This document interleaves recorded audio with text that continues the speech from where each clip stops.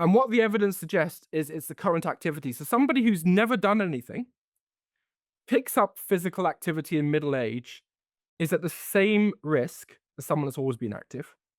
So, Professor Gill, thank you very much for joining me again. We've so much to talk about.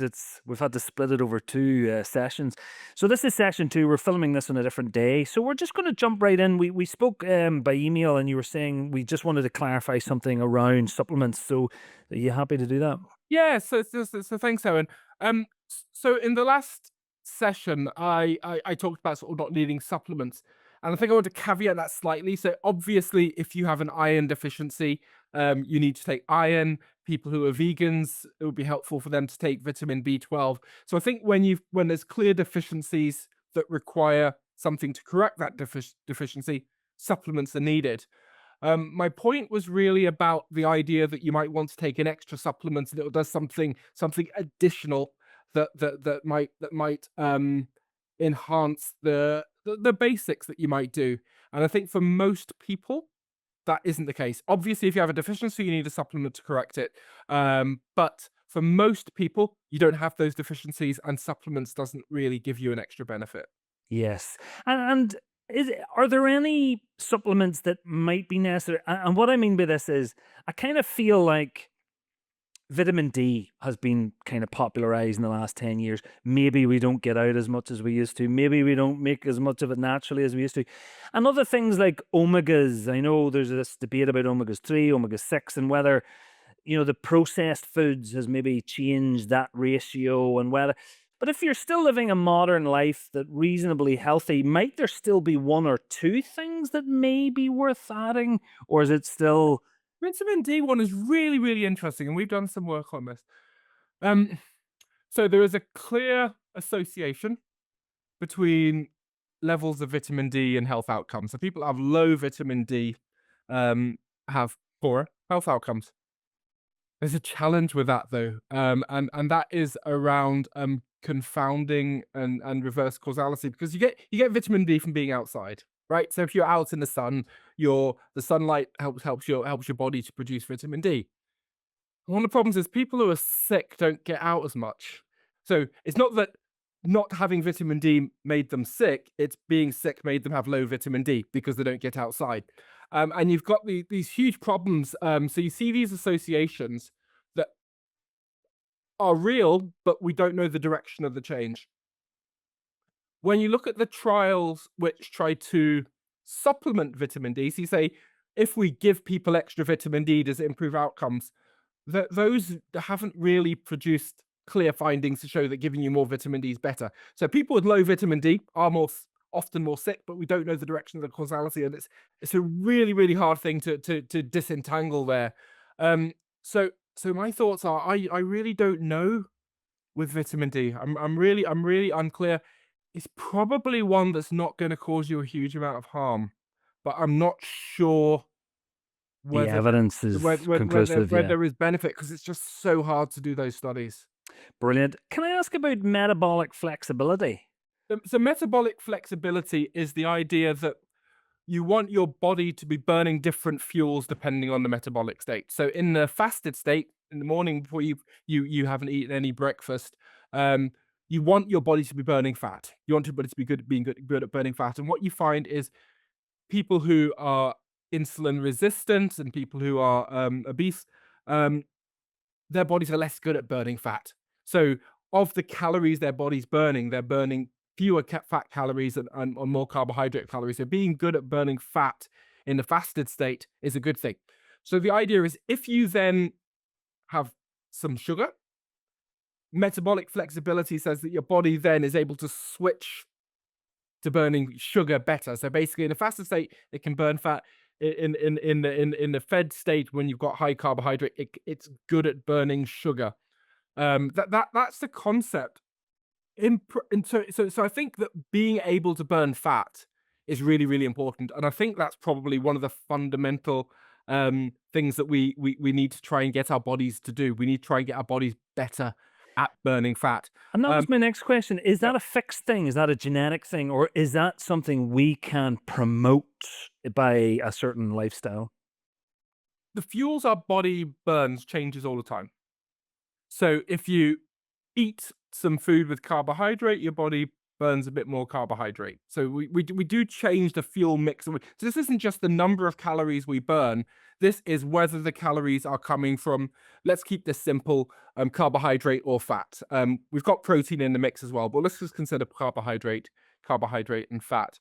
So if you drink a can of sugary pop, what happens is your body starts burning more carbohydrate. And one of the key things that happens is when you're doing that, your body isn't burning fat. So some of the reason that having sort of excess carbohydrates can help you store fat and make it harder to lose fat, particularly when you're in positive energy balance, is what happens is the body is burning carbohydrate instead of fat. And to lose fat, you need to be burning more fat than you're consuming. And if you're not burning fat because you're burning carbohydrate instead, you're not losing fat. And so what makes your body burn more fat? So the first is being in negative energy balance. So or being fasted. So if you haven't eaten any food after an overnight fast, and what you can do is you can measure the mix of the fuels your body's using by a process called indirect calorimetry, where you catch the breath that you breathe out, and from the proportion of oxygen you use and carbon dioxide you produce, you can work out what fuels your body's using. So what happens after an overnight fast is you're burning more fat. We know that in the hours after you do exercise, your body is burning more fat. We know that people who are leaner tend to burn more fat, and if you've lost weight, your body tends to burn more fat. So there's a number of things that you can do to change the fuel mix that your body has. Being good at burning fat might be important in terms of appetite control and hunger. So we've done some studies, and others have done studies which have shown the same thing, to show that if you do a bout of exercise, and then on the next day, look at the calories you're burning. So in the day following exercise compared to not, look at how many extra fat calories you're burning the next day compared to not. And then if you feed people a buffet meal, so you present food to them and then you just ask them to eat until they're full and then stop eating, and you measure how much food they eat, what you find is the people who um, were burning the most fat eat less food. So if you're good at burning fat, you eat less food, and other people. Mark Hopkins has also shown that if you do an exercise session and you measure the proportion of carbohydrate and fat you burn in the exercise session and feed someone a meal afterwards, the people who burn more fat during the exercise session eat less food later on. So being good at burning fat is metabolically good for you, but it also might have an effect on how much food you choose to eat in the future, and therefore have an effect on body weight maintenance.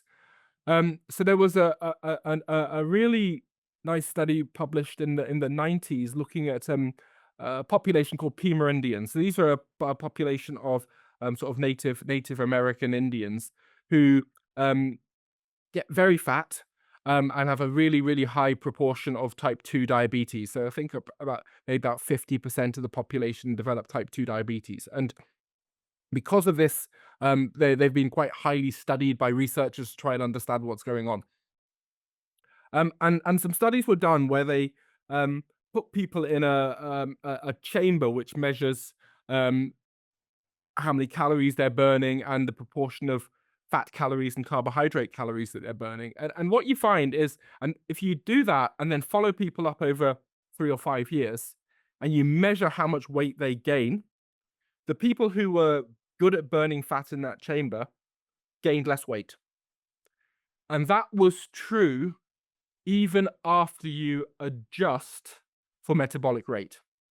So it's not only about the people that burn more calories gain less weight. It's the people who burn for a given number of calories burned, burning more fat seems to help you gain less weight.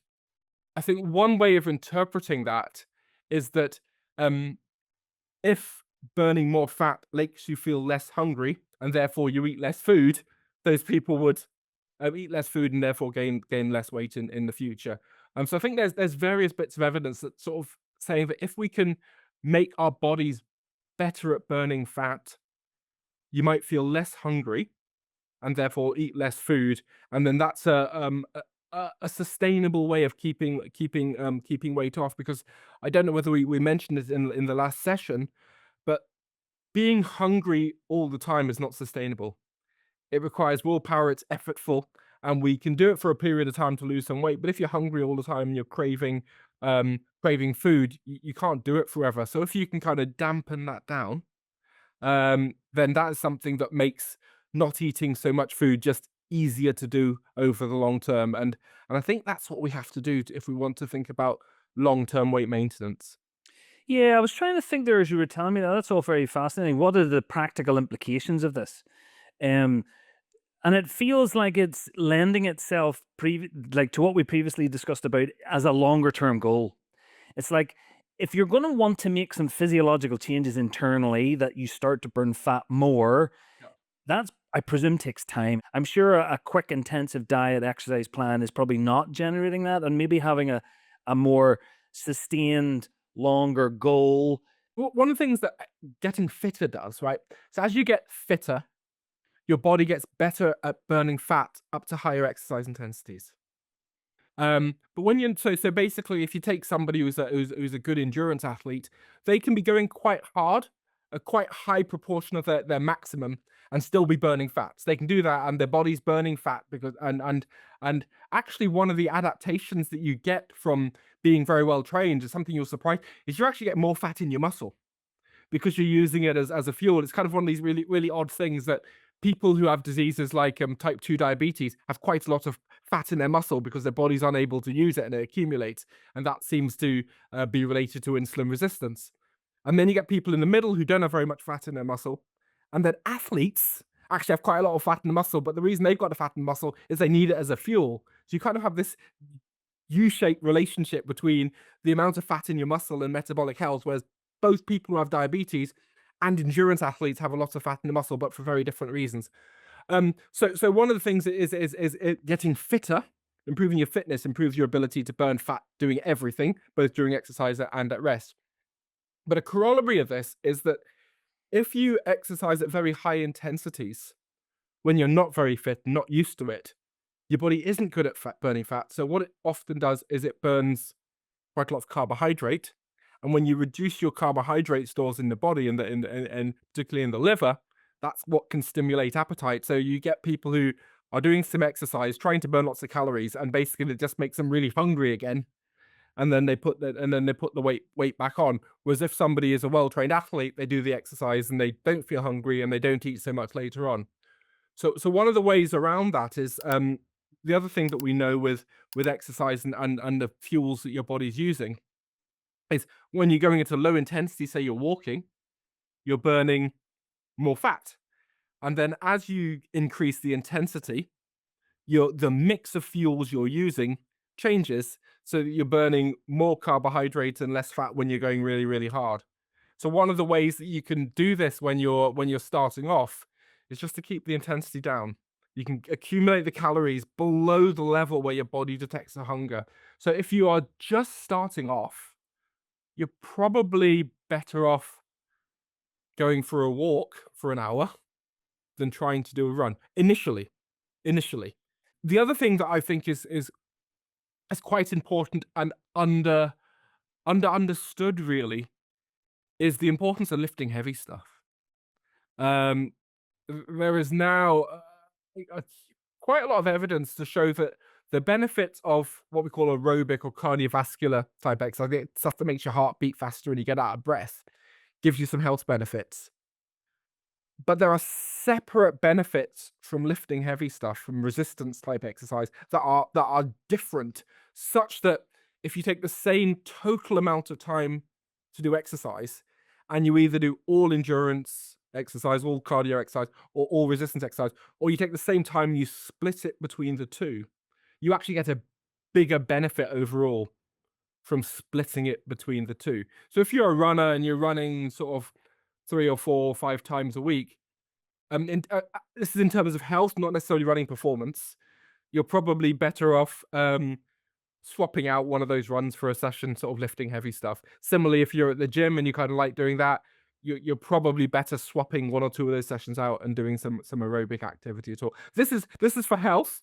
If you're trying to become a marathon runner, you have to run all the time. So basically the things that you want to do for optimal performance in a discipline versus the things you want to do for optimal health are not necessarily exactly the same things that you want to do. That's one thing to bear in mind. Yeah, no, and that's brilliant. And the purpose of this podcast is primarily looking for long-term health. Yeah. So yes, if you want to gain a certain body shape or you want to do something, you may need to do more.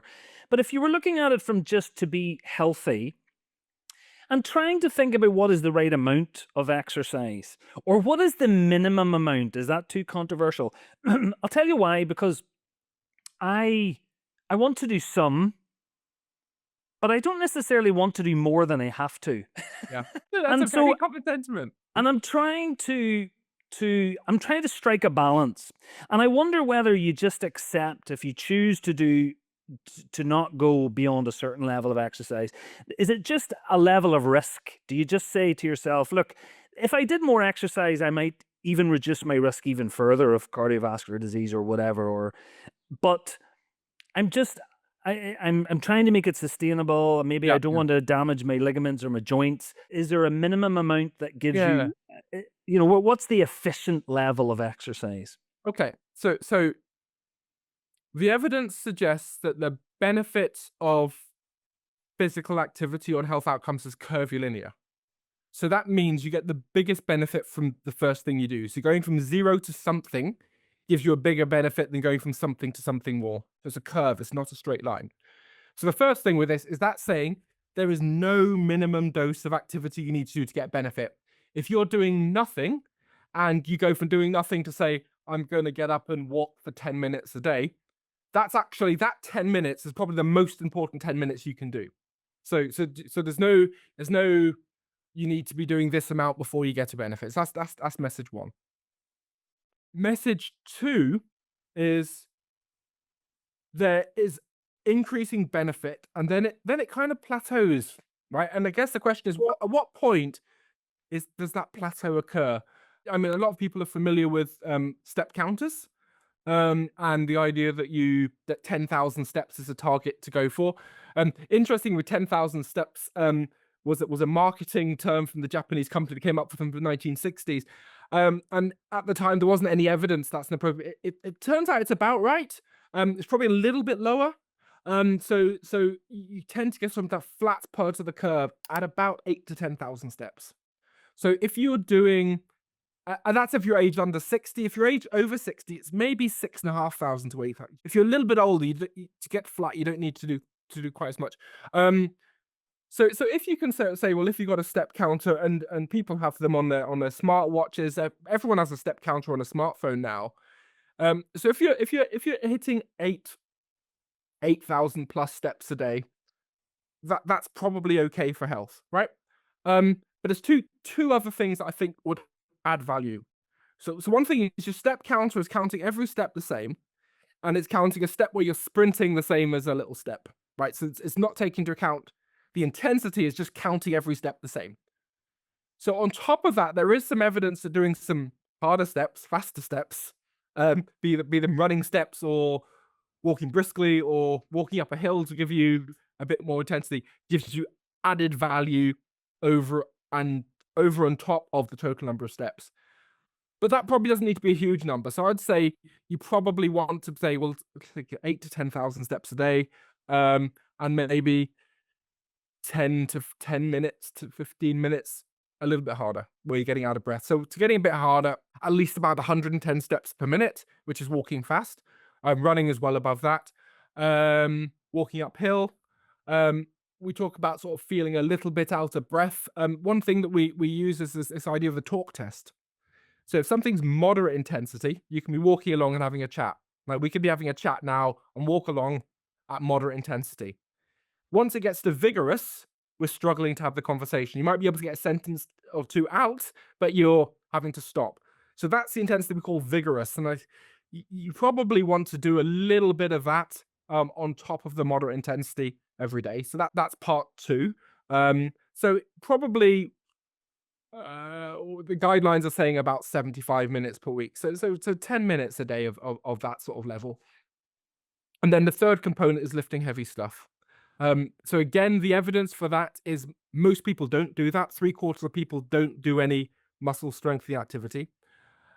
But the evidence again says it's very curvilinear. The biggest benefit you get is from doing nothing to something, and then you get a little bit more from something more. So most people are at zero. So if you can get from 0 to 1 session per week, um, you get a huge benefit. The guidelines say two sessions a week. Um, I was involved in the discussions around the guidelines, and I was arguing we need to say one. Someone else said one as well. We lost the argument, and it's saying two in the guidelines. But between 1 and 2 sessions per week, I think is good. The key thing with the muscle strengthening activities is most people don't lift heavy enough weights. So I'm not saying you need to try and squat your body weight or anything like that, but a can of baked beans probably doesn't hack it. So you probably want to be using a load, and it can be body weight in terms of press ups, or it can be squats, or using a weight, or using resistance bands. It doesn't really matter. Your muscle doesn't know what's causing the load. It just knows there's a load on it. Where you can probably do between about 8 and 15 reps before you can't do another one. You're in that sort of range. So 15 press ups if you can do it. If you can do 15 press ups, you probably want to make the press ups a bit hard. I mean, you can start off if you can't do any press ups, you can do press ups against the wall. You know what I mean? And then you can do it against the counter and make it a bit harder. Do them on your knees, do them on your feet. If you can do more than about 15 sort of full press ups on your feet, you can make them harder. You can lift your feet up. You can do a clap. But the idea is you want to be doing something that you get you tired in 15, maybe a maximum of 20, and you probably want to do it until the point where you can't do another rep, or very close to that point. So if you can do 10 press ups really, really easy, do more press ups than that. If 10 is all you can do, that's the amount to do. And you probably want to do each major muscle group at least once a week, ideally twice a week. So you think about the major muscle groups. You probably want to do something for your chest, something for your back. So your back, you can put cords. You can put a stretch cord around your feet and sort of pull that way. So chest, back, something for your shoulders where you can kind of do something in that direction. Something for your core, a couple for your legs. If you kind of do one or two of those per week, per muscle group, which is probably 15 minutes of your life in total, that's probably enough, and you get a bigger benefit from doing more. But if you think, well, that's a point which I can do and I can do over and over again, I think most people can find 15 minutes in their week. A quick question about devices. Yeah. Have devices been proven to be helpful, or is it just a personal choice? So the evidence from trials is they do work. So if you do a pedometer is a really cost-effective, or put a step counters. It used to be old-fashioned pedometers, but now it's a smartwatch or on your phone. There's been a really cost-effective way to get people more active. So if you give people a step counter and you ask them to say, "What's your baseline steps?" and you say, "Next week do 1,000 steps more," and then you give them feedback, and so that works. So the idea, the basic principles is you need to set a goal, um, and you need to give someone feedback to know that they've achieved the goal or not. So the devices are helpful in that respect. But I mean, you said you don't like that. But if you sort of say, I want to do 2 strength sessions a week and I want to do 3 30-minute walks, and you kind of have in your head, tick, tick, I've done that 30-minute walk, I've done that. That's the same thing. But the idea is you have a target and you get feedback towards that, and you know whether you've hit it or not. A couple things like that. I find rigid targets quite hard. Like today, this is the session I'm going to do. But what I do is I set a loose target in a week and say every week I want to do a couple of strength sessions and 3 aerobic sessions. And then depending on the day, I kind of mix it up depending on how life I've worked, you kind of, but I keep a loose track in my head and say, at the end of the day, as long as I've done those five, two strength sessions and three aerobic sessions, that's great. And if I have time to get another one in, that's fantastic. So I have a device on my wrist, but I normally have that rough tracking thing in my head. I think some sort of tracking doesn't need to be a device is helpful because otherwise you just don't know. And any thoughts on sustainability? Because I presume that's a huge issue, and we've all joined gyms and given up after the month of January, Yeah. and similar with diets.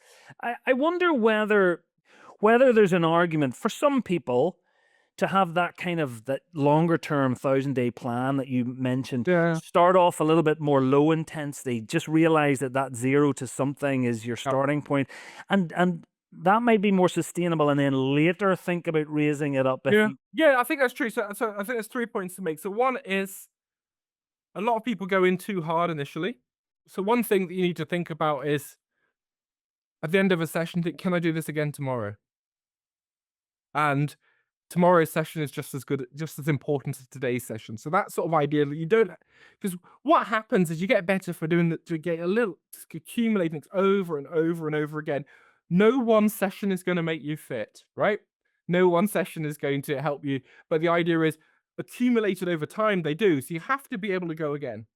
And so what you need to do is work within what your body can absorb and do that. And as you do it for longer, you can absorb more. So basically, people that have been doing this for a long time can do a really big session and absorb it and go again tomorrow. But if you're starting out, you can't do that. So it might just be 5 minutes. It might just be 5 press ups, and that's okay. And then over time, if you've been doing that for 6 months, you can do more.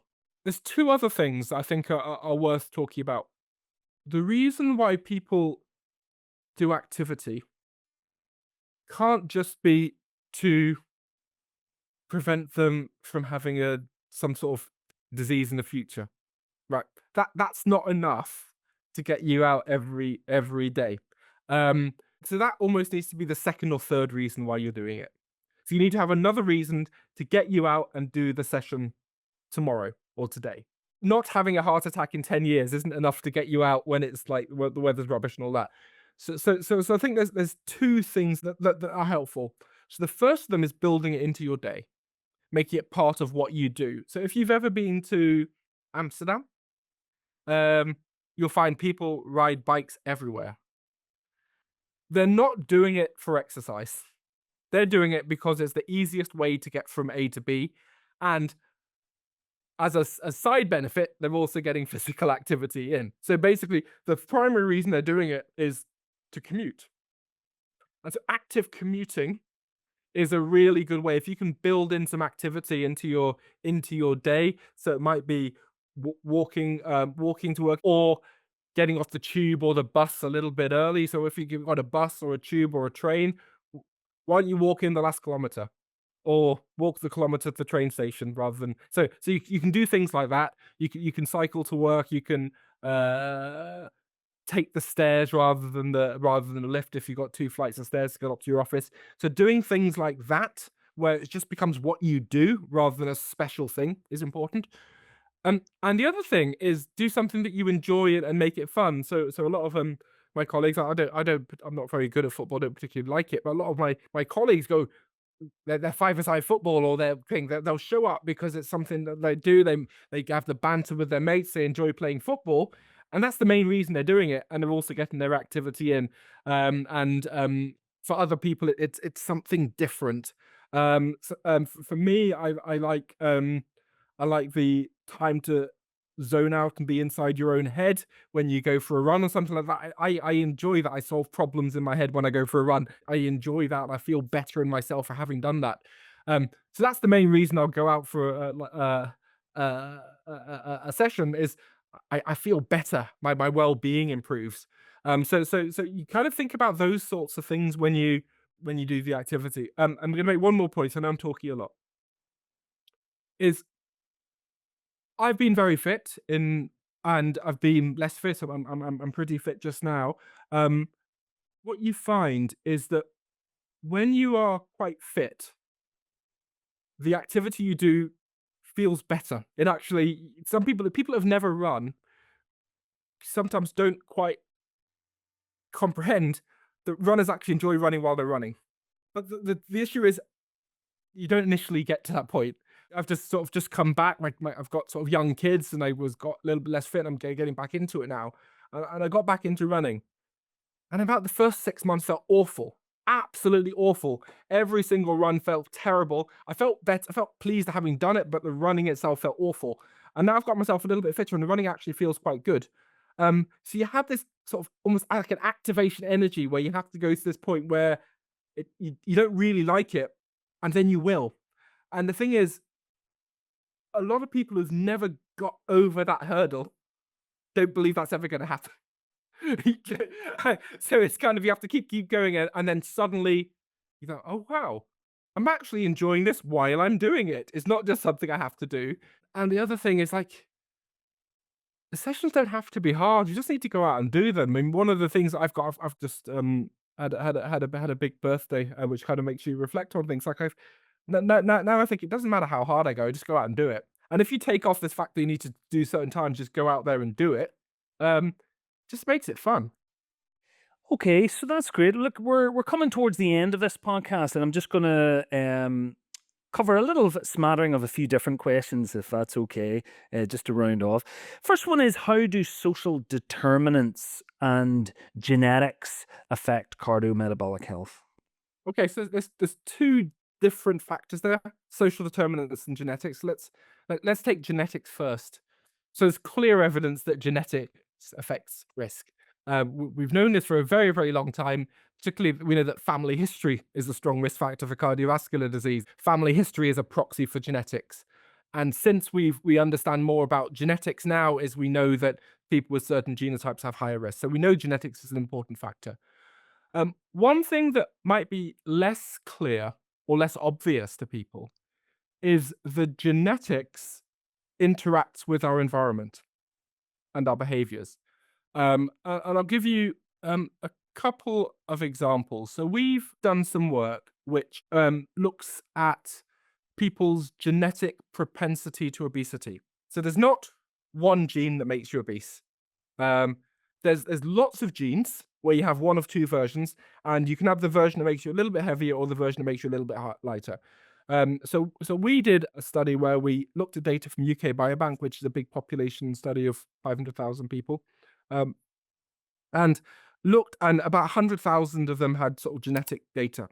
And what you do is you count up these. So I think there was 93 or 97 genes, and basically you can look at which version people have and how much it affects your body weight, and give someone a score to say you've got a high genetic risk for obesity and you've got a low genetic risk for obesity. And what you find is the people who are in the top quarter of the population for genetic risk for obesity are a few kilograms heavier. I can't remember what the number is, either 5 or 7 kilograms heavier. So the genes have an effect. What we also did was look at people's physical activity measured using a device. So basically, you can take people that are high active, middle active, or low active. And what you find is the people who are highly active have a lower body weight than the people that are less active. But there was this gene environment interaction such that if you had a low genetic risk, so you're naturally more likely to be thin, the influence of how physically active you were on your body weight was smaller than the people that had the high genetic risk. So if you had the high genetic risk, how physically active you are had a bigger influence on your body weight than if you had a lower genetic risk. So if you think about it, that might be the opposite way that you think, right? So people go, gosh, nothing I can do about it. It's in my genes. Everyone in my family is obese. Nothing I can do about it. Look, you can see this, right? It's not my fault. What the evidence suggests is actually the opposite. That yes, you've got a strong genetic risk, but for you, how physically active you are is even more important for your body weight than people who have a low genetic risk. Others have also shown this for consumption of sugary drinks. So that if you take people's genetic risk and how many sugary drinks they consume, if you have a low genetic risk, drinking sugary drinks has a smaller effect on your body weight than if you have a high genetic risk. So stopping sugary drinks has a bigger effect. And we've also shown that for sleep. Short sleep is associated with an increase in body weight or having higher body weight. Um, the effect of short sleep on your body weight is bigger in people who have a high genetic risk. So what the evidence for genetics suggests is, yes, genetics is there, but if you have a high genetic risk, it means that it's even more important for you to do the positive health behaviors, and these positive health behaviors have a bigger effect on your body weight than people who have a low genetic risk. Can you catch up? I'm trying to think of an analogy. I remember when people were smoking, and you always used to hear, if I give up and I stop smoking, 10 or 15 years later, I'll have the same risk of lung cancer as I did if I hadn't smoked. That sort of thing. Is it the same with exercise? Like, if you exercise all your life through your childhood years and all that, if you started in your 40s, could you eventually, after a certain period of time, with a decent exercise plan, decent nutrition, decent everything else, kind of catch up again? Does that Yeah, make sense? yeah, it does. It makes complete sense. So the short answer is yes. Um, so the short answer is the benefits of physical activity are related to what you're currently doing.